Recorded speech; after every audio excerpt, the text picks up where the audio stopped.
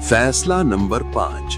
3 हंसी मजाक करने वाली औरतें एक दूसरे की गर्दन पर सवार हो गईं। बतौर हंसी मजाक एक औरत दूसरी औरत की गर्दन पर सवार हो गई कि इतने में तीसरी औरत आई। उसने उस औरत की टांग पकड़ी जो दूसरी औरत को उठाए हुए थी। वो खौफ से सर के बल गिर पड़ी और वो औरत जो सवार थी वो भी गिरकर मर गई। ये फैसला अमीरुल मोमिनीन अली अलैहिस्सलाम के पास ले आए। आपने हुक्म दिया कि खून बहा के 3 हिस्से होंगे।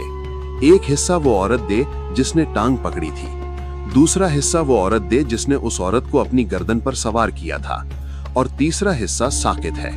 वजह यह है कि मरने वाली औरत अजरूए बनी खेल तमाशे के तौर पर सवार हुई थी और उसने अपने कत्ल पर खुद एआनत की थी।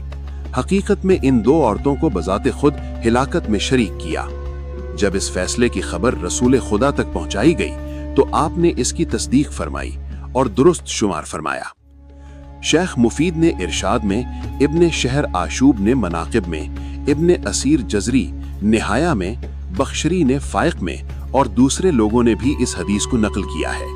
वो औरत जो सवार थी गिरकर मर गई, इसे वाक़या कहते हैं, और जिस औरत पर सवार हुई थी उसे कामिया कहते हैं, और जिसने टांग पकड़ी थी वो कारिसा कहलाती है।